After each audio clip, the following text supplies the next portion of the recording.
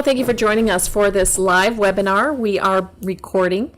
We're coming to you from California Desert Association of Realtors, and we are bringing a special guest to go over our topic today, and that's Brent Adams from CoreLogic.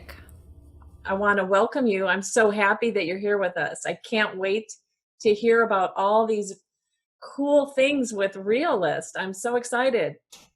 Absolutely. So I see your screen. Excellent.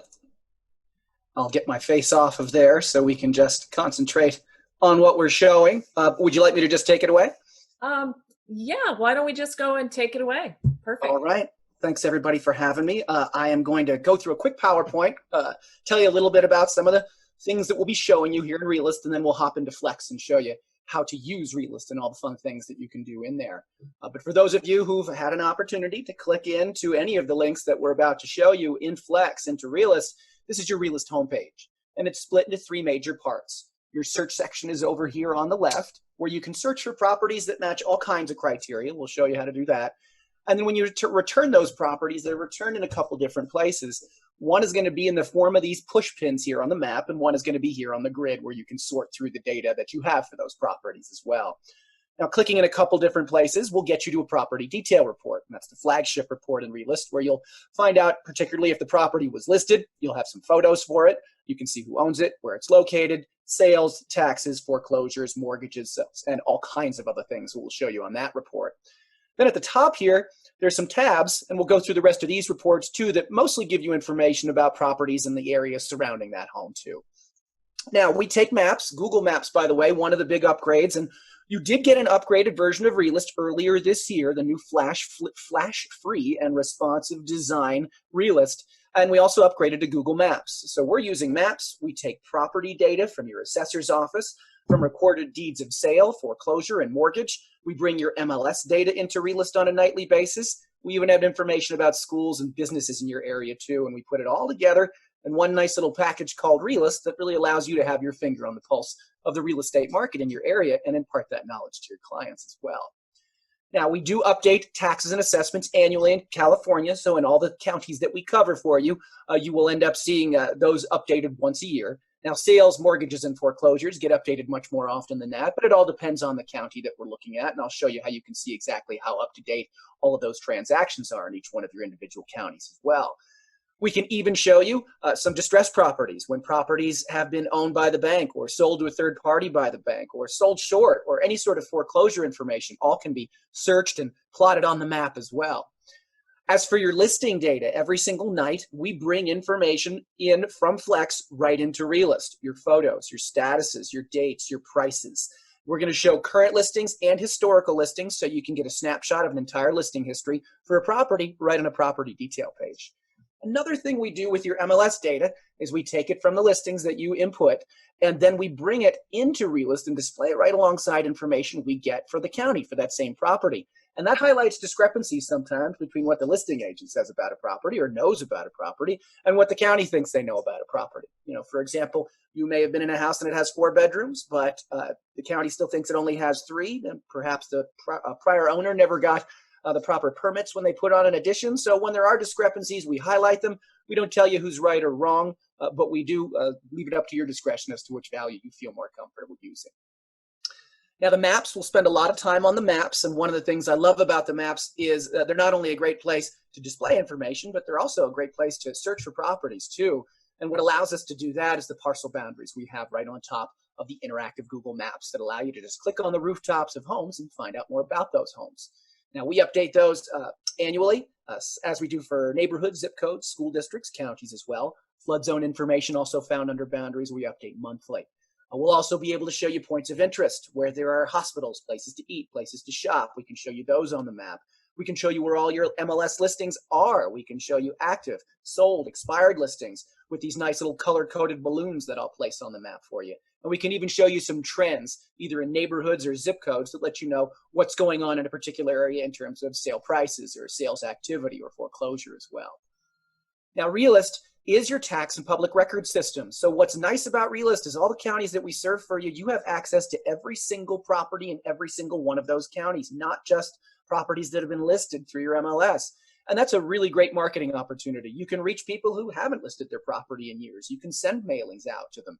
And we do some things to help you with that. We do scrub our database of addresses against the do not mail list. So when you print out mailing labels from Realist, those can be scrubbed out. We also standardize our addresses against the U.S. Postal Service as well to ensure that those properties are going to be mailable when you do get information exported out of Realist, either in the form of the labels, as you can see there at the bottom left, or into a spreadsheet as well. And I'll show you how to do all those things. Now, the big new thing for Realist, and this probably did happen, I'd say about 4 or 5 months ago for you guys, is it's now a Flash-free and responsive design.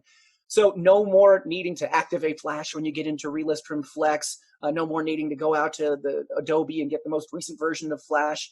The other thing that's also gone away is our Realist mobile app as well. That's completely gone because Realist is a responsive design now. So no matter what size screen you visit the Realist website on, whether it be a phone or a tablet, you're going to get a fully functional version of Realist, just like I'm going to show you in the desktop version today. Fully functional search, photos, maps, lists of properties as well. So again, phone, tablet, whatever it is, as long as you can get to those links from Flex from that mobile device, you're going to be able to link right into Realist and have no problems as well. With that said, let's get into Realist, and there are a couple of different ways to get into Realist from Flex. Number one is just from a listing, and this is what we were alluding to a minute ago. We know there's a broken link, and I'll show you that in a minute here. But when you click on New Listing, and you go over to the details section of the listing over here, you get a bunch of buttons up here at the top.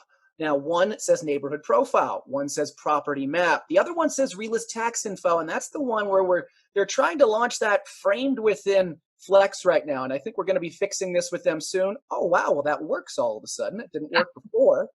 So imagine that. It wasn't working 5 minutes ago for me, but it is working now. So that's great to see. So maybe there's some work going on in the background that I wasn't aware of today, but that's wonderful to see, and that's a property detail report in Realist. Now, from here, you can click Launch Realist. That will also, and I think that's not going to work right now. Oh, maybe it is going to work. So we are definitely framing it within Realist. Now, the way I like to look at it, I like to look at it kind of in a new window. We've got a neighborhood profile report. We've also got property map, and that one is going to open up in a new window, and that will take you right there into the Realist interface, as you can see, and it looks like I've actually now opened it twice. So it did open twice, I've seen now. Okay, there's a couple of new things going on here for me, but again, you see I've linked in from a listing. We're gonna map that property here for you, show it for you down here on the grid. But if you don't wanna come into Realist from a listing, you can always close out of here, and over here, I've got a Realist Tax Info under my More button up here, and then usually I see a Realist Tax Info button over here on your menu too. And there it is, Realist Tax Info. So both this one and this one over here are going to open up Realist in a new window, but instead of coming in from a listing, we're just coming into Realist kind of with a blank slate. So it's a great place for us to start.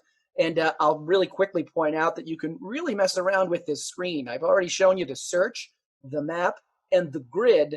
But if you're wanting to do different things in Realist, like work with more information in the grid, or use the map tools and give yourself a little more room to work with, you can just use this little kind of click and drag action right here in the middle. You can even hide the search section or bring it back if you want to. There's even a split map and list button up here, so you can make Realist quickly one big map, quickly one big list, or go back to that split view for yourself as well. We'll start over here with the search section, and you'll notice that I'm searching in Riverside County, California, and the recording date, when I mouse over that, says August 5th, 2020. So what that means is you wouldn't expect to see any recorded deeds of sale, foreclosure, or mortgage recorded after August 5th in Riverside County. And that's right now about 9 days behind the current date, which in the world of public records and getting all that information gathered from the county and input into Realist is pretty darn good. So let's click Change County here, and I'll show you that looks to me like we've got statewide coverage for you here in California. So every single state is covered. You can only search in 8 of them at one time. So as you click on my 8 here, you can see I get that's my limit. And you'll also see that each and every county has their own individual recording date. So again, we've got relationships with all these counties, and we can see that you can see some are going to be a little bit more up to date than others. Some are going to be a little bit less up to date than others. But you can see each and every day, most of those counties are going to see an increase in that date. So as we get more information in, you'll always see that recording date move up. But I'll do most of my searching today in Riverside, since I think that's where you guys will be interested. Now, Quick Search and My Search are your next 2 search tabs. Quick search is really based for those of you who probably want to come in here and find one property. You're likely going to have an address, an owner name, a listing number, or an assessor's parcel number. A couple of things that we do give you here in terms of tools are the starts with wildcard. So, you can use this starts with. You can also change it to is, but then it needs to be spelled exactly as it's stored in our database. And you may know John Smith owns the property down the street, but it could also be the John Smith Living Trust that owns that property. And that's one of the reasons I like to put that starts with wildcard on. That way, if I just put in the first two elements of an address, the first two letters of an owner name, I'll find anything that begins with those elements, those letters, or even those numbers. Speaking of listing numbers, if you want to search for a property or a listing number, and then you want to add a second search or add another listing number to that search, just hit that plus sign there, and you can continually do that as much as you'd like and find as many properties at one time as you'd like.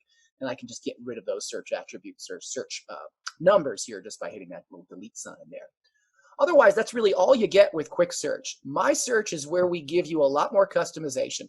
So now you can create your own custom searches, and they're going to be stored up here in this little drop down. Now, there's a couple of searches with locks on them. These are administrative searches. So if you're a new user of Realist, the first time you ever log in, you're going to see these searches.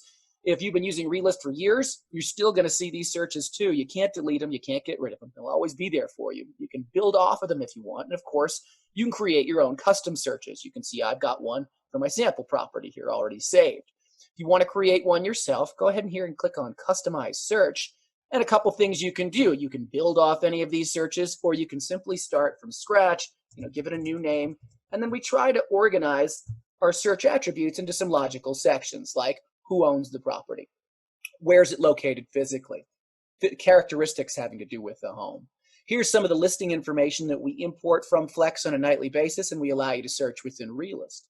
Here's your assessment and tax, sales, foreclosures, and mortgage information. So if you want to find a property, in a specific city between a certain number of square foot, with a certain number of bedrooms and bathrooms and a certain kind of basement type, you can simply save that search, run that search again and again, and find properties that match that search too. So that's really creating a search. Now, I've already got one that I've already saved, and you can see down here, and there is the concept of saving a search with information already pre-populated in it, as I did here with the search on Biskra Street. And I'm going to run that search. We're going to map that property and show you exactly where it's located. And this property actually just expired. This was active yesterday, I think, and this listing just expired on me. But you can see purple here is going to indicate expired. It'd be green if it were active, red if it were sold, orange if it were pending. This is also one of many places that I'll show you where if you find a property in Realist and you see that it has a listing associated with it in any of those statuses, you can click on it and you will go back into the listing history for this property. And in this case, we've got all kinds of history for this home. In this case, I don't see the date on this one, but dating back quite a bit here, back when the property sold for $475,000. Now I'll just close out of here, out of Flex. And that's what we call our reverse link feature. So if you find a property that has a listing associated with it in Flex, very easy to go back to that listing information in Flex, either clicking here. There's a little button up here in the pop-up that says direct link to the MLS too. But let's get into the reports, which I can do a couple of different ways. Reports button here, reports button on the pop-up, or simply double click on the grid. And when you do that, we open up that property detail report, and then we can start to go through this. So if again, the property's been listed, obviously the agent is usually going to have uploaded some photos for that property. So when I go ahead and I click on that photo, we should get a number of different photos loading up, 27 as you can see, and as I scroll through them, you can see the beautiful pool. That's a nice place to be sitting today. And the outside of the home, and then various other photos. And again, if the agent uploads new photos, we'll usually pick up that type of information within about a day in Realist, so give us about 24 hours to pick up any of those changes that have been made to the listing. And then the rest of the information you see up here is really a mixture of both listing data and tax data. You can see with the MLS prefix what's coming from where, basically. Owner information lets you know who owns the property, where they live full-time, where they get their tax information sent. And if that information on the tax billing address matches up to the physical address of the property, we'll consider that to be an owner-occupied property. You live in an area where there's probably a lot of absentee owners and a lot of vacationers, so you may find tax billing addresses, across the state, even in a different country in many cases, and you can search for properties that are or are not owner-occupied too. Basic information in location like zoning, school district, your subdivision as well. Tax information, we give you a couple of different assessor's parcel numbers. one of which is hyperlinked and will actually take you into your county assessor's website. And that will be true for many of the counties that we do serve for you. Maybe not necessarily all of them. And some counties are a little bit more accessible than others. Sometimes we can even kind of automatically do those searches for you using that assessor's parcel number, and they'll actually search for that information on those websites. But sometimes, like that one, you can just get out to the assessor's office homepage. Scrolling down a little bit lower, assessment and tax table, where we will show you the 3 most recent years of taxes and assessments, and it's a rolling 3-year period. So as we get 2020's information in, 2017's will drop off, and we also always give you the dollar and percentage change year over year so you can see where those assessments and taxes are going. We even have your jurisdictional taxes available, at least in Riverside County here for you too. Moving down lower here, we get into the physical characteristics of the home. Pretty self-explanatory here, except the only thing I do want to show you is here's where we're highlighting those discrepancies between maybe what the county says about a property size and what the listing agent says about that property size. So again, there's a discrepancy there. We don't tell you who's right or who's wrong, but we do point out that there is that discrepancy. When we match, we'll show you that we're getting it from 2 different sources, but we'll only show you the one value. And in many cases, if we're not able to get information from the county, for example, on the garage size, we're picking it up here from the listing. So it's nice that you fill in the gaps for us sometimes, and we fill in the gaps for you sometimes with some of that data. But that's all your physical characteristics of the home. Sales score is another new thing that we've added in Realist, and this is going to let you know the relative likelihood that a property is going to be listed for sale within the next 6 months. 0 being the lowest, 1,000 being the highest, and we'll let you know the last date on which we calculated that value too. Now this includes housing and urban development data, Home Mortgage Disclosure Act data, IRS information from our estimated values, and even from some of our market trends as well. Another field that's a lot like this is your estimated value. Here's what we think this property would sell for if it were to sell today. We give you a range between which we think it might sell, and we tell you the last date we calculated that value too. Now these are explained pretty explicitly down here in the footnotes, but just to sort of read through this in sort of layman's terms, we think there's a 75% chance this property is going to sell between plus or minus 7%, $918,000, and that's what that range represents right there. Now, we'd love to see confidence scores of 100 and forecast standard deviations of 0, meaning with 100% certainty, we're telling you within the dollar what we think this property might sell for, and we don't pretend to be able to do that. So you'll see confidence scores as high as the 90s, forecast standard deviations get to the lower single digits. That's usually about as good as they get. This property in this case was originally listed for $925, and now it's dropped to $895. So we're in the ballpark there as far as that estimated value. And again, I want to point out that these are just tools at your disposal. They're great for you to use as realtors, but if you don't want to share this type of information with your clients, and you ever do want to print out or email any of these reports to any of those clients, you can hide or suppress these sections of this report. You can do the same thing, for example, for mortgages and things like that too. Maybe you don't want to share that information with clients. So come up here to the Customize view, and every section of the report we've just gone through has a checkbox next to it. So if you'd like to take out that estimated value and that propensity to sell score and apply, those will both go away. And we just go right into this listing information. But remember, now when you do any searches in Realist for any property, those sections of that report will be missing until you put them back. So you're kind of universally removing them, and you've got to put them back manually if you want to ever see them again for any property. So that's how those work. Coming down a little bit lower, here is your listing information. Yet again, another place where this is hyperlinked, and I won't show it to you again, but this will take you back into that listing history for this particular property. So here's the most recent listing that's expired, and then here's that whole listing history we already saw within Flex, but here's a nice little snapshot of it for you here in the property detail report as well. In this case, all the way back to 2007. Now, your last market sale and sales history. Here's where we will show you the most recent arm's length transaction on this last market sale. Won't show any nominal sales here where just a name changes on the deed, but we will show you those nominal sales down here where no money has changed hands, so non-arm's length transactions.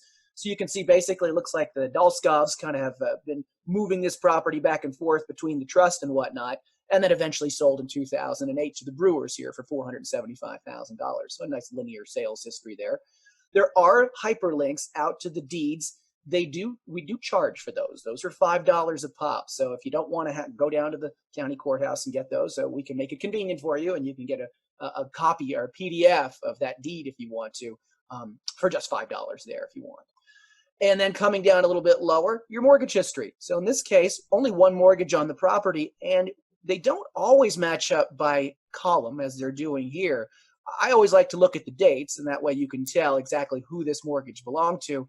And in this case, you can see it was the Brewers who took out this mortgage the day they purchased the home, and you can figure out they put roughly about $72,000 down on that house when they did purchase it. Now, these are mortgage originations only. We don't show any remaining balances or if they've been transferred to other lenders. And then this house happens to have a foreclosure history. So it looks like back in 2010, notice of default, which moved to a notice of trustee sale, and then somebody must have done something to pay off that debt because then that was released later on in 2011. So you'll see that foreclosure history there if any property happens to have it. We've got two maps letting you know the estimated lot dimensions of these properties. I would stress these are estimates only. I don't know that you actually have lot frontage and lot depth up here in your characteristics section. Doesn't look like we do have that data, but where you would find the legally accepted lot dimensions, I'll show you over here. It's going to be on the Assessor Map, so I'll show you those in a minute. And then we'll show you where the property is located in terms of, schools or cross streets and things like that. This is your flagship report in Realist. I just went through a ton of data. Again, maps, foreclosure, mortgage and sales history, listing history, estimated value, sales score indicator, physical characteristics, taxes and assessments, who owns the property, where is it located, photos, and basic information from your listing. So tons of information to take a look at there, but let's take a look at the rest of these tabs and move our way across the top. One, we'll go to a comparables report in Realist. It's probably not nearly as powerful as the CMA you might have in Flex, or probably not nearly as nimble in that you can select, specifically what properties you want. But the one thing I do really like about this CMA is it's very simple. It's one button. I press it and I come up with 13 comps automatically. And the other thing that I really do like about this CMA is notice over here, these little red icons. This lets you know that the property was listed through your MLS, and this one happens to be an expired listing. Yet again, you can link back into Flex for the listings for any of these. But check out down here where we've got no listing and we've got no photo. This is a property that was never sold through your MLS, yet we're picking it up as a CMA in Realist, and I think that's a nice thing to do. You can pick up private sales, you can pick up sales through competing MLSs or anything else like that too. So with that said, you can see where my properties are down here on my grid. You can see them where they're located on my map. But the reason, why did we come up with these comps is the next question. And again, we've got the Customize View button that allows you to hide different sections of this report. But the Search Criteria button is another one that I'd like to visit on this particular report, because now you can decide how many comps you want to find, as many as 50. I only asked for 20. We came up with 13. You can sort them a number of different ways. Distance from subject, closest to furthest, or a few others. Data source, I like to build my comp report with both tax and MLS data since they're available to me. And then the rest of these things really just have to do with physical characteristics you want your comps to have. Should they have a pool? How far away should they be from your subject property? What should they have sold for? How many beds, bathrooms, or stories should they have? You can go back as many months as you want to find comps. I'm just going back 6. You can go back as many as 12. You can even use a date range if maybe we have any appraisers in the audience and they'd like to go back many years. You can use this calendar icon and we can go back years to find comps if you want to. Now, living and building area difference set to 25%. Hypothetically, if I was comping a 1,000 square foot home, I would not return any comps larger than 1,250 and smaller than 750 square feet, keeping it within that plus or minus 25% difference. Lot area works the same way, although with this unchecked or with this a blank field in here, that means that you're going to be able to find properties of any size when we return them in my comp report, since I haven't asked to keep them within a specified range. Style is one that not every county collects information on the style of a home. I have found many people who sometimes say, well, I'm only looking for bungalows, and then they find no comps, because if the county doesn't collect that information, if we don't have that information, you may find 0 comps. I like to stay away from that one for the most part, and I like to use land use code in favor of it. That way, if I'm comping a single family residential home and I have same subject selected, I'm only going to get single family residential homes returned as comps, not condos or townhomes or anything else. And then again, you can change these to be your permanent settings behind your comparables report, or you can just leave them alone as I am right now. And we can go back here and now decide how we're going to narrow down my comparables list. So you can see where these properties are on the map. 12 and 13, particularly 13, is in a totally different neighborhood. Maybe that one's no good. As I scroll out here to the right, You can click and drag these columns if you want to and bring them to the place you like to. I like to look at price per square foot. We can take out the one that's perhaps, too expensive, $510 per square foot. Take out the ones that are really low, $224 per square foot. Take a couple out, take a few out, as many as you like. I'm down to 8 comps now after I've kind of gone through this list here. By the way, these will let you know whether or not these properties are in any stage of foreclosure or if there's a distress sale on them. You'll see flags here indicating that. But once you've decided which comps you like, go ahead and hit Generate Comp Report. And once that report generates, you'll end up seeing a map, an interactive map that looks very much kind of like the map you see in the upper left-hand corner right now, just showing you where all these comps are located.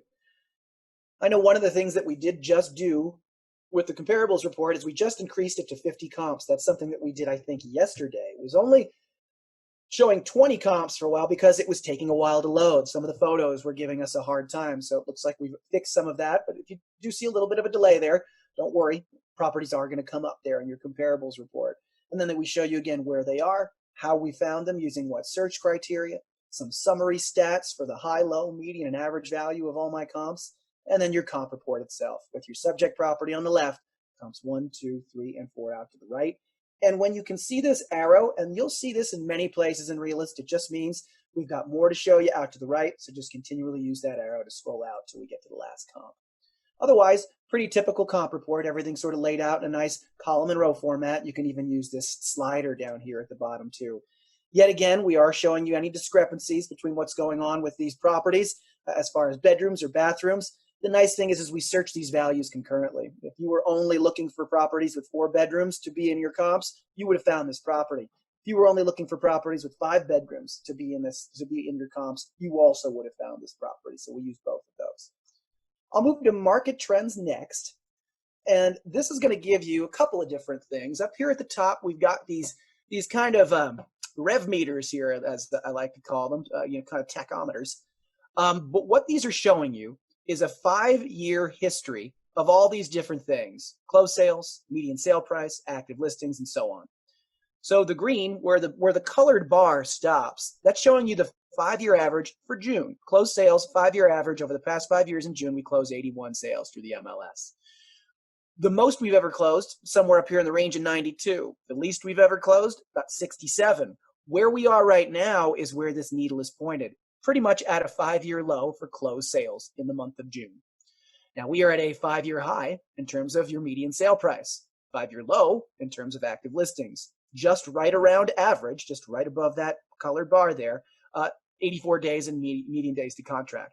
Median sale price per square foot at or near a 5-year high, and average sale to original list price ratio also above average there. Then we move into these rolling 12-month charts. And these are showing you information where in the 3 different geographic areas where this property is located: 92270, Rancho Mirage, and Riverside County. Now, it appears to me that the zip code and the city in this case are mutually exclusive, so they're going to really be showing you the same purple line. But what you're finding out is that properties here in this particular neighborhood, in this zip code in Rancho Mirage in this city, are selling for more than properties in Riverside County as a whole. And this is only for tax sales, or I should say this is for tax sales, meaning all of your different sales. And then we move down into MLS sales, only sales that were processed through your MLS. And really, they do kind of tell just about the same story, but you do see that we have 2 different charts showing you the same thing. Here's your median sale to original list price ratio. Here's your median price per square foot for tax and for MLS. Here's your number of sales, changes in sales activity month over month. And then the same thing for sales that were only processed through the MLS as well. So those are your market trends. I'll go to a neighbors report next, and I'm not going to spend too much time on here. I know we've got a lot to show you today, and I'd like to get through just about everything in this hour, but this neighbors report is literally a lot like your comp report, but all it's doing is finding your 20 or 30 closest nearby neighbors. This is another thing we just upped when you go over here to search criteria. Now you can find as many as 30 neighbors as far away as 3 miles away from your subject property. The only other thing you can do is sort of limit them geographically to the same street or the same subdivision or a couple of other things. Other than that, it really looks just like your comparables report. Keeping in mind, these aren't comps. They're just your physically nearby closest neighbors. I like to kind of sell this as a buyer's tool more than anything else. If you've got somebody looking to buy this property, maybe they want to know, how long ago the people next door moved in and what did they pay for their property and why is their assessment so much larger than my property is assessed at. It's sort of your nosy neighbor's report, for lack of a better word, but that's your neighbor's report for you there. We'll move over to neighborhood profile next, and this is comprised mainly of information that was collected from the most recent US Census, particularly here at the top of the report. So you get the types of things that you'd expect to from that sort of census data: population distribution by age, by marital status, household stats as well. Moving down, you can see population distribution by gender too. Housing information: median year built, median home sale price, how many homes are owned, rented, or vacant. Those that are people who are paying for or renting homes, what are they paying in Riverside County for a 1, 2, 3, or 4 bedroom house? Where do people work? Household income each year, commute method, even the level of education that people have attained in this particular area too. So that's all from the most recent US Census, and it's aggregated by the zip code where the property is located. Then we move into information about schools and businesses. So schools, and let me just kind of work my way up to the search criteria here, as I do with a lot of these reports, and point out that these are not necessarily the schools that these properties are zoned for. They're the schools within a specified radius that I've set for this property. So if I go to search criteria and come down here to schools, I have to find all the schools within 5 miles. And here are all the types of schools we have to find, from pre-K all the way up to adult education. And you can feel free to add or remove as many of these as you like. So unselect them over here on the left or uncheck them over here on the right, either way. Businesses, same type of thing. All these different types of businesses, 5 miles away from my subject property, but please max it out at 20 per category. That way my report doesn't get too huge. But that's how you can change any of the preferences here. We've also just added the other day links out to these school websites as well. So now you can click on the names of those websites or the names of those schools and go right out to the school websites themselves. And then we give you some basic stats about the schools, students per teacher, and then a couple different rating systems. SchoolDigger.com is who provides them to us. And the first one from SchoolDigger is how the kids did on their state standardized test scores the year previous, which is 1 through 5 stars. And then again, for private schools, things like that, you'll usually get a community rating, even for some of the public schools as well. And people can rate those schools on SchoolDigger.com 1 through 5 stars based on their experiences that they've had with them in their community, whether they're a parent or a teacher or an ex-student. They can do that there too, and we import those for your schools. Moving down lower, here's your businesses: attractions, automotive services, banks, places to eat and drink. So we'll always tell you the name of the place, where it's located, phone number, distance, and exactly what it is that business does. And that's everything having to do with your neighborhood profile report. I will move to the Assessor Map next, and we store these as image files in Realist. So when you click this download map, you are downloading an image file. I want to point out that in Chrome, for example, see how mine pops up down here at the bottom? Sometimes you got to be careful. Sometimes you get a pop-up blocker coming up here, or you might have to change your security settings, but sometimes that pop-up can get blocked. So just be aware of that. But again, this is a TIFF file. So when you go ahead and open this, it's going to open in whatever TIFF files open with on your computer. And that could be Photoshop, that could be Windows Photo Viewer, as you see here for me. But here's where again, you're going to get those lot dimensions, the lot and the block, some basic information. But those are those static assessor maps giving you that little snapshot of that neighborhood where that property is located. So I'll close out of there. And then the last report we had to show you is the flood maps. Now, these do cost $1.40 a piece to download. I am going to show you a way to save $1.40 in just a minute, because you can overlay these on the map and you can print out these on the map as well. And I think you'll find that they're very helpful too. Before we do that, though, I do want to point out printing and emailing down here at the bottom. When we talk about printing and emailing, it's going to be exclusively PDFs with these reports. And we do give you 2 choices. Quick Print is going to generate a PDF for the report you're on right now. So I was on my neighborhood profile report, the one with all those charts and graphs and schools and businesses. When I go ahead and I open that up, now you got a nice PDF with all that information on it, all your charts, all your schools, anything else you need to see. And what you can do now is again, you can print it out, download it, send it off to somebody using your Gmail or your Outlook. But the other thing I also want to point out is that we have our own email template down here. So if you'd like to just email things directly out of Realist, go ahead and choose quick email. And then you can see you're going to have to put in a reply to address. And it looks like Catherine's used this one before because it's already pre-populating in there, and a reply will go right back to you. You do, of course, have to put in a to address, and then you can put in a carbon copy. You can BCC yourself. And then we do take the liberty of putting in this generic header, Realist Report. Feel free to change it. And then we tell you exactly who it was that was emailing this to you and for what property. And then you do have the ability to put in your own email signature right down here too. So if you want to put anything in and you want to put in, and I'm just sort of misspelling some things, we just have some basic things where you can bold or make things a little bit larger or make things a different color if you want to as well. But you can change that signature if you want to as well anytime, so you're well represented on any emails that go out. And then the last thing I want to point out about print and email is to check out this customize. Both of them are going to do the same thing. We give you a choice. Of all the reports that we were going to send, which ones do we want to send and which ones do we not want to send? So check whichever ones you do or do not want to send. And then remember, under that customized view, you can hide different sections of these reports too.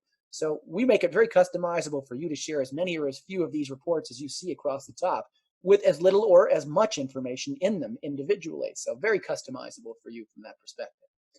But that's it for reports.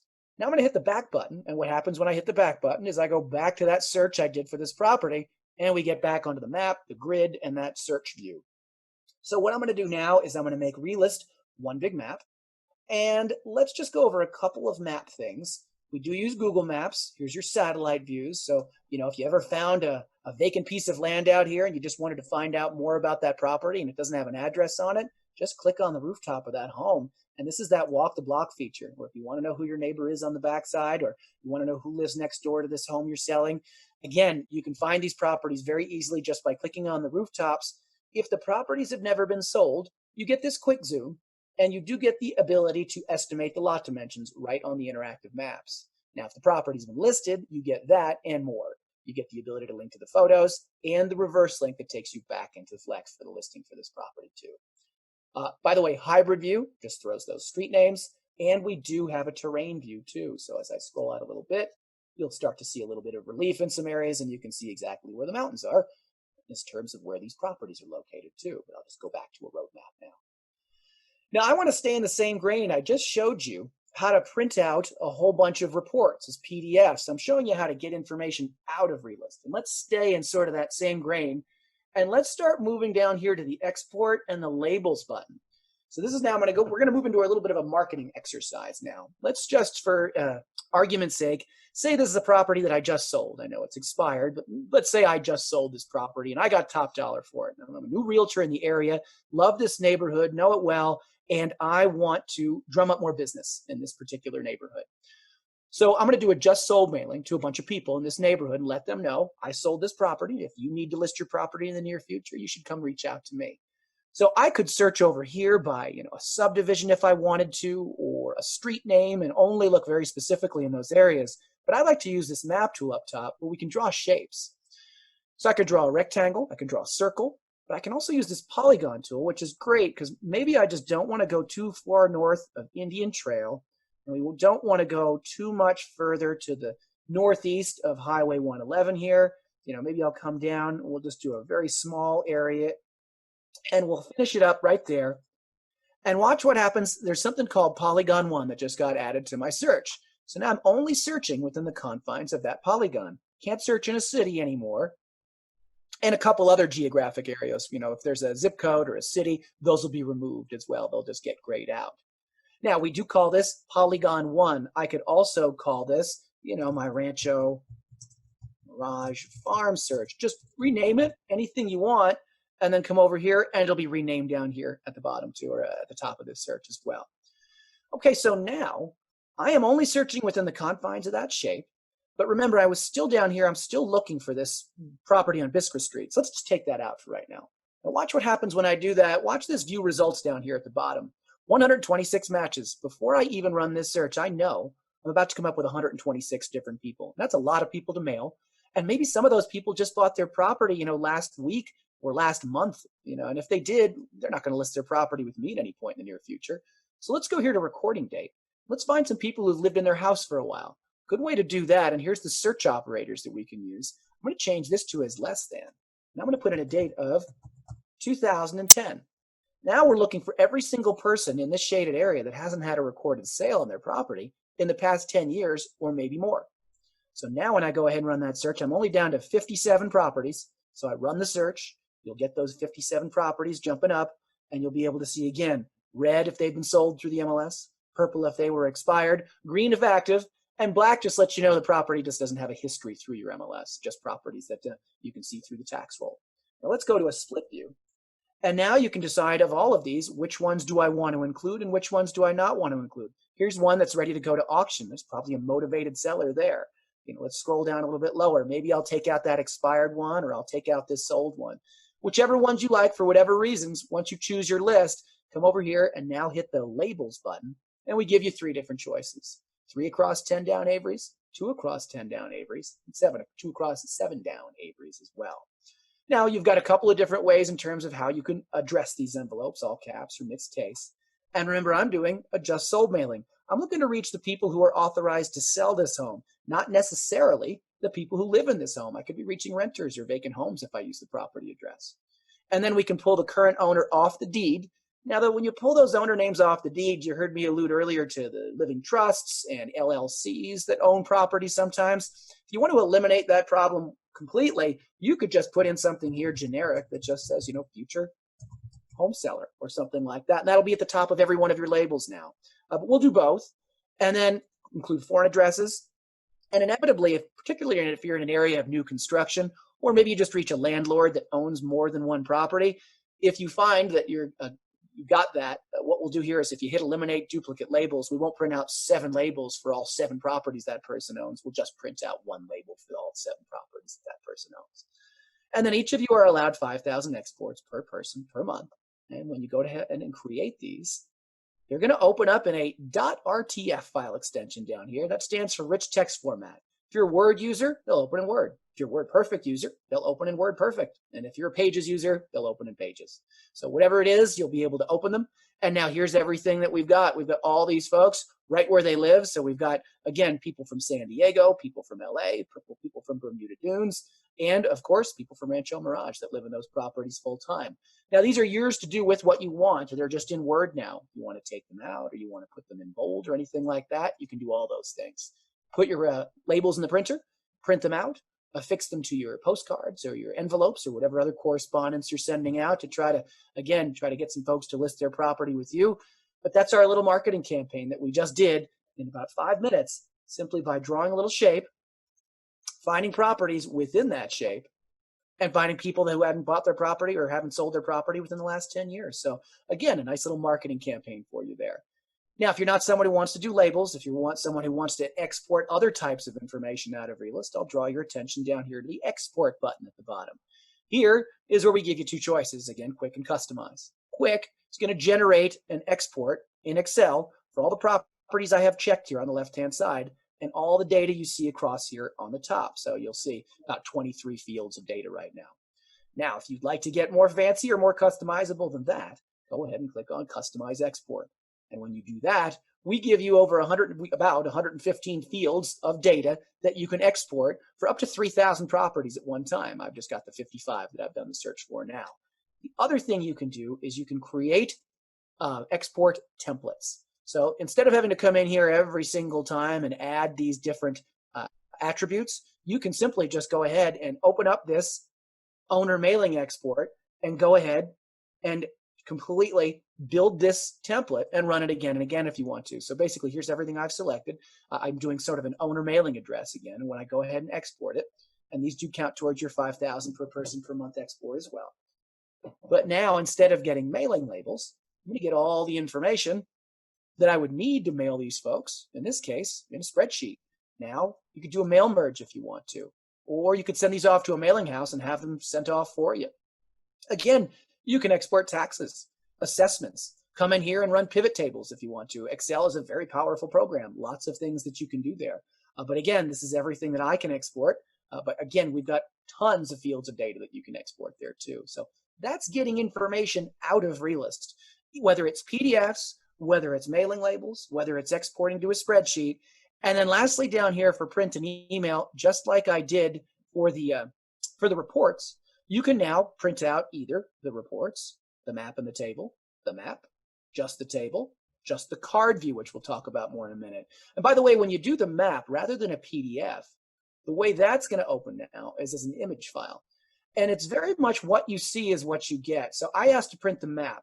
You see what's on the map there at the moment? I've got these push pins. I've got this shape drawn. Whatever you have on the map, no matter what it is, when you print out the map in Realist, however you've got it showing in Realist, that's how it's going to print out. And the other nice thing is of course, now that this is an image file, you can edit it if you want to. So you might say, hey, I did a search for you right here, and I found some great properties, but I know you might want to take a look at a home over here, and here's where the school is, so take a look at that. And again, you can send this off to somebody if you want to as well. So all kinds of things you can do to mark up those image files too. And email works the same way. It just opens up that same email template, just giving you the choice of all different things that you can email out to folks. So with that said, let's get off of our little marketing campaign. I'm going to use some of my magic eraser buttons here. I'm going to hit clear all. That gets rid of anything that you've drawn on the map. Also gets rid of my parcel boundaries, which I just turned off there too. And then clear searches down here at the bottom will clear anything that you've searched for, anything on the grid, anything on the map, and anything in your search boxes. So that's how you can just sort of start from scratch. From here, let me just make Realist one big map. And then let's work our way across the top here and show you the rest of these buttons up here at the top. I'm going to start here with these boundaries. You just saw me turn on those parcel boundaries. Oh, by the way, not to get too far ahead of myself, back to shape drawing tools. You can draw as many as 5 different shapes if you want to, and the maximum size is just under 7 square miles when you do draw those. But back to our boundaries, we can load up neighborhood boundaries. Those are going to show up in purple. They are going to be much better in your more highly populated urban areas. As you get a little bit more rural, we tend to start losing some of those. So we only have them in certain areas, but you can see there's Palm Desert Country Club and La Paloma and Desert Willow and a couple others, but Rancho Mirage doesn't happen to be on that list there. Now you can also turn on your zips. Those are in blue. Cities are going to be in green. County, that's going to show up in orange. School district will show up in yellow. Now the map starts to get quite messy at this point, and sometimes you find yourself logged out of Realist and then you log back in and you've got all this stuff turned on the map and you want to turn it off, but you can't remember where you turned it on.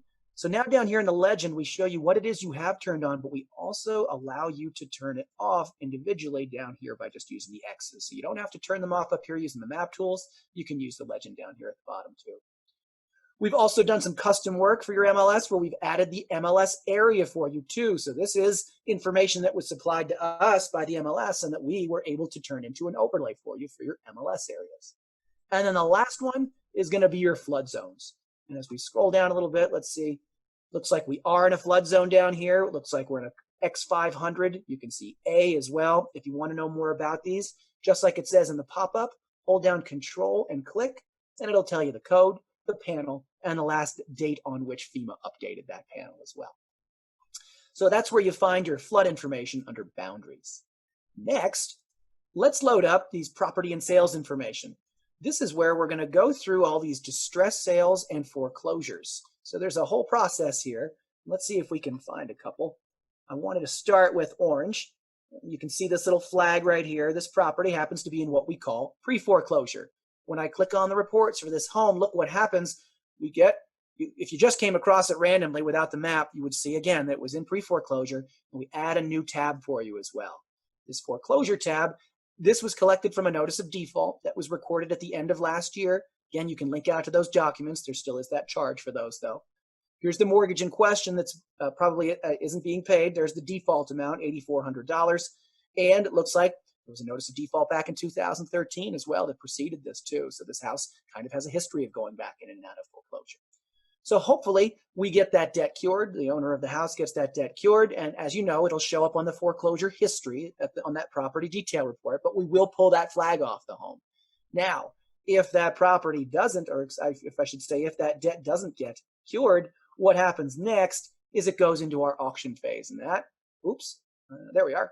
When I go ahead and click on that report button for this one, you can see this property is scheduled to go to auction and an expired listing. It's a good opportunity maybe for someone who's looking to list a property for someone right now. This is collected from I believe, a notice of trustees sale, as you can see here. This was recorded back in March of 2020. We even have the auction date, the auction address, and auction times. Usually your county courthouse. I could be wrong on that, but very often that's where they are. And you will see auction dates. In this case, this one's in the past, but you will see ones in the future sometimes too. Here's yet again the mortgage information. And this house has a serious history of going in and out of foreclosure, dating all the way back to 2007, as you can see. So you can scroll through that whole history yourself there if you'd like. Now, again, if that property sells at auction, we pull that flag off that property as well. If the property doesn't sell at auction, what happens next is it ends up as a bank-owned property. And in this case, it's JP Morgan that owns this particular property, and probably the one next door too. So you can see these are bank-owned properties too. Now, the banks are not in the business of holding on to those properties. They are in the business of getting their money back. So what you'll see then is if you come over here to a bank-owned sale, this isn't coming from any report. This is coming from us going into the sales history for this particular property. And as we scroll down, we've got a list of lenders that we recognize that would have sold this property to somebody. So you can see Douglas here bought this property from HUD back in 2020. So Housing and Urban Development sold this property to Douglas, and we will keep that bank-owned sale flag with that property for a period of up to 3 years, or until Doug, maybe flips that house and sells it again potentially. And then the last one I'll point out is a short sale, and I'm not going to spend too much time on that one. These are not necessarily properties that are sold short, and I know we've got a lot to go through, so I don't want to take too much time on this, but long and short of it, if the most recent sale price of a home is for less than the previous owner's primary mortgage, that's what we consider a short sale. So you may like to use those, you may not like to use those. Again, not the end-all be-all in defining a short sale, but certainly a good indication that a property is sold for less than its market value at some point in the recent past. So next I've opened up tax sales. Here what I'll show you is all the sales that have occurred according to the county over the past 3 months. And those are what those signs are going to indicate. If you want to know all the sales that were processed through your MLS over that same time period, load up your MLS statuses. You can see those. So everywhere I had a bubble or everywhere I had a sign, I now have a bubble, but places where I don't, these are properties that were sold according to the county, but didn't sell through your MLS. And if you do want to see everything else that's sold through your MLS too, there's your entire sort of inventory in this particular map view that I'm showing you right now. Again, green for active, purple for expired, orange for pending, and red for sold. Property characteristics can also be loaded on tops of these homes. If you want to know all the bedrooms and bathroom counts for all these homes, or all the square footages of these homes, all that stuff can be placed right on top of these homes as well. Next, we're going to move over to trends, and I'm going to scroll out to a bit of a 30,000 foot view here, and I will show you that we can look at trends, for example, by like median sale price. Where are we selling homes for more versus homes for less? Hold down Control and click, and you can see exactly what the sale prices are over that rolling 3-month period. Coming over here to red, going to be higher sale prices. Cooler colors like greens and blues, lower sale prices. You can also aggregate these if you would like by neighborhood, but zip code tends to work a lot better, but you can get some good information when we put them in here. But sometimes these areas are so small that it's tough for us to get any good meaningful stats for you there. So I do tend to like to use, oops, wrong one. I do tend to like to use the zip code boundaries for the most part.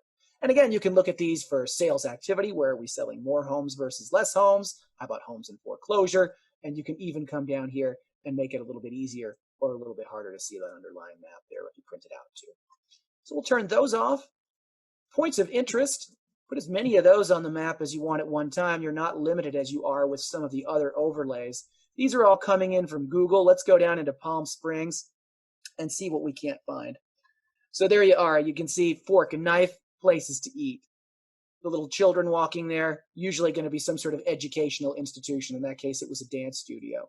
Here's a bank for you as well. So all kinds of different points of interest that you can load up on that map, and those are just used by clicking or unclicking them under those binoculars there. Another one is driving directions. If you want to figure out how to get from point A to point B, you can put in an address, for example. Which address? I think I had 71355 Iskra. So we'll put that one in. It'll autocomplete for me, and let's see if I can just find some random place in California here. We'll drive down to LA and see how long that takes us. 2 hours to drive the 120 miles, traffic notwithstanding, I'm sure. But here's your turn-by-turn directions here for you. and you can email these to somebody. Great way to show them how to get from point A to point B if you're showing them homes. And of course, you can just clear this out too if you want to as well. Let's see what else we can show you. We do have a find on map. So you can do this, locate on map. It does say put an address in here, but of course you can search for address information over here using your search attributes. I like to search for things over here that maybe wouldn't necessarily show up on a search over here. So you can find like parks and you can find lakes and things like that. Here I see Salton Sea over here. I know it's obvious that it's right in kind of our in our area. But again, you can zoom right down into it. There's no way to search for a lake or to search for a park or to search for a golf course, but you can certainly do that over here using this little locate on map button. I find that one pretty helpful too. If you were ever curious how many feet it was from one end of the Salton Sea to the other, it happens to be, if I can click on this, quite a lot, 176,000 feet. But you can, again, measure things if you want to using that measure tool up there as well. And then there is, of course, also an annotation tool too. So, you can put a little thought bubble here and say, great house with views of the sea, meet you here at 2 p.m. or whatever you want to put in there. And remember, whatever you put on this map, whatever you sort of place on here, when you print it out, it'll print exactly the way you see it there now, but I can just delete that too. So that's everything having to do with the maps. Let's real quickly show you some nice new features here on the grid. I'm just going to fill up my grid with as many people as I can, just doing an owner name search. So I'll do a Wilkins search and see how many folks we come up with. 204.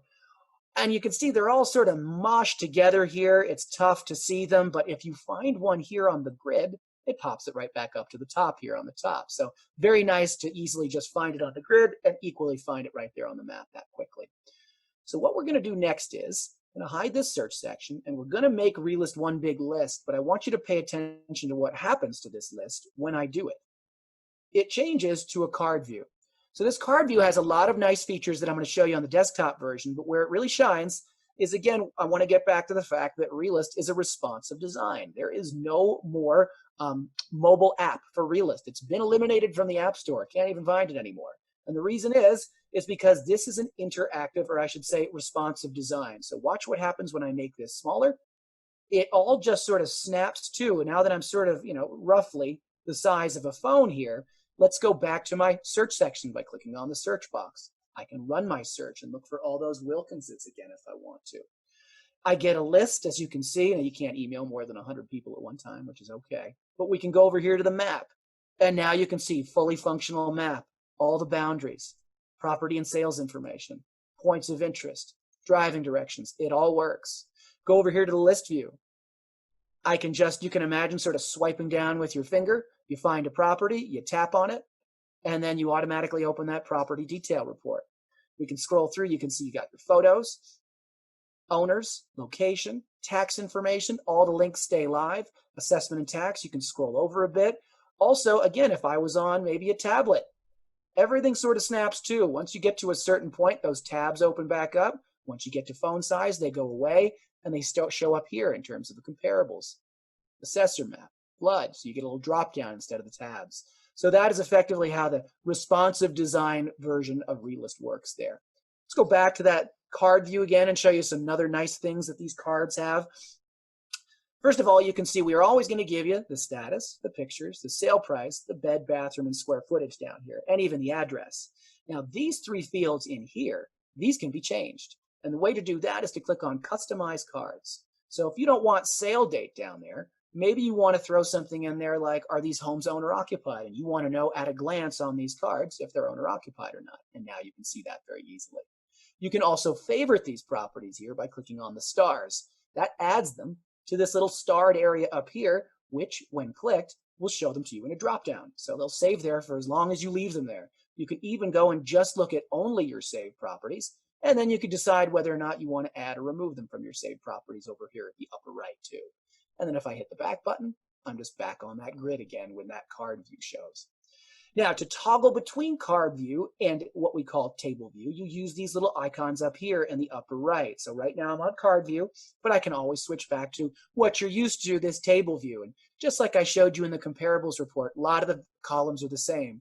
Are there photos? What's the listing status? Are there any distressed sales or foreclosures on these properties? You can click and drag and move these columns from place to place. You can make them wider, you can make them narrower if you want to as well. A couple other things, if I just check a couple of them, what you'll end up seeing is now when I come over here to customize table, there's a few things I can do. I can show only the rows that I have clicked, or I can bring them back. Another thing you can do, we did have some complaints that the text, some people say, hey, the text on this grid is too big. I want to see more properties at one time. Some people say, hey, the text on this is too small. I can't read it. So go to compact mode if you're one of the people who likes to see more stuff. And if you're someone who wants it to be more readable, go back to default mode and it gets bigger. And then the last thing you can do is you can customize this table by clicking on Show Hide Columns. And that's where you can decide to add, remove by checking or unchecking or Xing out. And you can even click and drag, put them in any order you want, and you can change up your grid that way too. So totally customizable by you here. With that said, let's get out of here and I'll finish up here in the next 5 minutes here, I promise. I just want to show you a couple of housekeeping items first before I let you go. As long as we can go a couple minutes over, let me know if that's not okay. But we do have this gear icon up here. This is where you get to a lot of the underlying preferences behind behind a lot of your reports and whatnot. So with this box checked, if you searched for a home and only found one match, we'll automatically open a property detail report for you. I like to leave that one turned off. Mailing labels. I mentioned the Direct Mail Association and how we scrub our database of addresses against the Do Not Mail list. With this box unchecked, I am filtering those people on the Do Not Mail list out of my mailings. With this box checked, I am displaying mailing labels that are on the Do Not Mail list. So you can choose to decide to filter them whether or not you'd like to. You can be the one who can decide whether or not to filter them out, but we don't do it for you necessarily. Unmatched sale transactions. This happens, and including those in your search results. I find this happens in areas of new construction, whereas you've seen if a property sells, the builder's building a home, and property sells from that builder to another person, we're going to pick up that deed of sale, as you've seen in Riverside County, probably in about 9 days. But maybe we haven't updated with the assessor's office yet. We haven't gotten an APN number for it yet. That's an unmatched sale transaction. We haven't matched it up to the tax roll. But you can search for that property and the partial record that we have stored there in the form of that deed, provided you have this box checked. And then the last one down here, and this is a new one, we've now allowed you to view as many as 3,000 properties at one time in the results grid. We used to limit you to 1,000 different properties that you could return in any given search. Now it's 3,000. Under reports, we won't spend any time here because remember when I clicked the my goodness, what was it again? The button up here in the upper right-hand corner. Customize. Thank you, customize report. Yeah. That's where we got to our comparables report. That's where we got to our neighbors report preferences and our neighborhood profile reports. These are just other places you can change those. Same thing goes for email signature. Here's where you can change that. You can, of course, do it right on the email itself. On the maps, you can show your parcel lines as a default. And then I also want to point out, I know I spoke really fast today. I wanted to get through all of this in an hour. Hopefully you picked up a lot of it. For those of you who didn't, there is a question mark icon up here, and everything I just went through with you today is here in our user guide. Now you've got 3 different things you can do. If you're feeling a little bit nervous and you're not sure, Realist is a little bit overwhelming, why don't you click on Getting Started and click on View All. And that way you can do the basics like setting your user preferences like we just did, or understanding how to do searches. Once you're feeling a little bit more advanced, we can come up here to the features guide. And that's going to get to a lot more advanced stuff, creating those mailing labels, understanding how to use those Realist map tools. And then if you haven't gotten sick of listening to me for the past 60 minutes today, you can now listen to me privately via these YouTube videos. So we've got videos, we've got online help for you as well. And the very last thing I'd like to point out for you is we have created a new splash page at corelogic.com/realist. Oops, if I could spell. corelogic.com/realist. There it is, Realist Studio automatically popping up. And the same videos I just showed you a second ago within Realist are here. But the nice thing is not only do we have the same video that says, you know, this is how you use Realist, we've also got some videos that tell you why you might want to use Realist as well.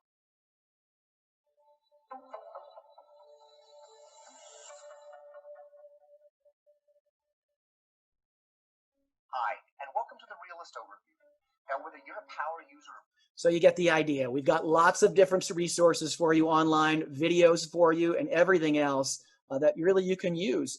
With that said, I've done a lot of talking. I'm sure there must be some questions. I do see a little bit of QA coming up here. I see one question that's been put in. It looks like it's already possibly been answered. No, it hasn't been answered. Is it possible to view property information in other states? The answer is that Realist certainly does have that ability, but when you're signed in through the California Desert Association of Realtors, unfortunately, they've only decided to, well, not unfortunately, but they've decided to only show the entire state of California. Yes, Realist does do this in other states, but you're only going to be able to access information in the states that your MLS is contracted for with us.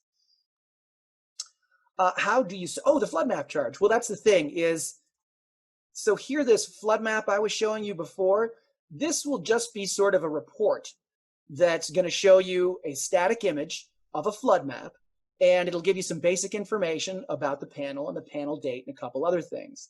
And remember, one of the things I did show you was the ability to turn on your flood zones here. And remember, if I turn on my flood zone here, and maybe I just scroll down to the, the basic area where I was interested, and again, zoom in wherever you'd like to be. Once I come down here and I go to print, and I decide to print the map, and I hit print on the map, when I have that flood zone lit up on that map, it's going to be exactly what I get when I print this out as a PDF. So effectively, you can get the same information from the flood zone report, and you get that same information here on the map, and you can even print it out yourself as a PDF if you want to. So now when I go ahead and open that up, although it looks like I'm getting a property detail report for some reason on this. Oh, I think I decided to print all of them, didn't I? I printed everything, I think, and hopefully the flood map is down here at the bottom. There it is. So you can easily print out a flood map there as well if you want to, too. All right, any other questions? I don't see any coming in, but let me know if I've missed anything. I think I got to check the chat section over here, too. All right. I don't see any other questions coming in. Oh, maybe I missed this. What does this cost us? And are we able to get someone to work on this for us? Well, as far as what the cost of Realist is, it's free. I mean, aside from the fact that you do pay, your MLS dues, and that probably does go to some of the things that are provided to you, like, again, your Flex MLS website and Realist. But no, there's no charge. You can just get in here into Flex, and you can get into Realist completely free for you, with the exception of the couple of things that we do pass on, those charges for those deeds and those flood maps. We get charged for those, so we do pass those charges on to you as well.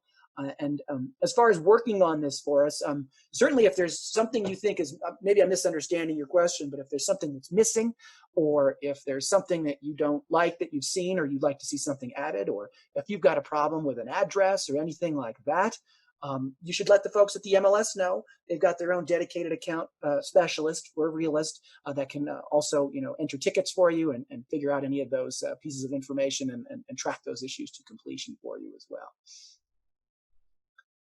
All right, any other questions coming in? Checking chat. Can we search vacant land? Absolutely, you can search vacant land. So let me get rid of some of these windows here. So when you want to search vacant land, for example, I would come over here to the My Search section. I would probably go ahead and choose one of two different things. I'd probably go to Customize Search, and I would go to Characteristics. And the ones that I think would be most easy for searching for vacant land are going to be your county land use code and also the universal land use code, which has already been added here. So I'll hit apply there. Now, your county land use code is going to be great for those of you who are really familiar with all the different land use codes in your particular area. So when I click on county land use code, it's going to take a moment here, but that should open up in a new window here in a second. And this is where you'll see, again, apartments or single family residential homes or vacant pieces of land. And sometimes, you'll see vacant zone for residential, vacant zone for commercial. So county land use codes tend to be much more specific, whereas our universal land use codes, I'm not sure why they're taking so long to load up right now. I'll try universal land use codes. These are more of an umbrella land use code. These are our core logic land use codes. So whereas you might have, as I said, vacant zone for residential, vacant zones for commercial, vacant above 5 acres, vacant between 5 and 10 acres, universal land use code is probably just going to have vacant it's going to be one big umbrella land use code and should find all the ones that load under your regular land use codes. And I'm not sure why these aren't coming up right now, so my apologies for that. But that's going to be the best place to search for anything there. Let me just turn off all that stuff. Of course, the other way that I always like to do it sometimes is I turn on the satellite view, and you can pretty easily find vacant land just by looking at the satellite imagery sometimes. So that's another way to do it too. But again, if you want to search for the ones that are actually classified as vacant, use those land use codes, and that'll be your best way to do that. Let me see if I have any other questions. Is Realist nationwide or limited to our Flex MLS? Again, Realist, we do this in 3,100 different counties, but we only provide the California Desert Association of Realtors with all the counties in California. So there is another program called RealQuest. Realist is an MLS product, really only available to agents that belong to an MLS. RealQuest actually is going to be available for individual owners or individual users. It costs a little bit more too, but you can, again, find really all pretty much the same type of data there too. And Kevin, will we be getting more training at a slower pace and when? Sorry, Kevin, that I went so fast. We did record today's session. Yes.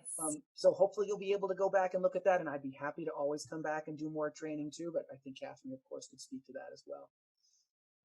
Hi there, Brent. Brent, thank you so much. I learned so much. I know you had to go fast because you covered everything, and I am so happy that this is recorded. You've showed us where to get all kinds of help and resources. So I want to thank you for doing such a thorough job. It was really good. And I'm just going to close off this webinar for now. And again, thank you so much for all of your wealth of knowledge. My pleasure. Thanks very much. Anytime. And thank you everyone for attending, and look for the webinar on the website.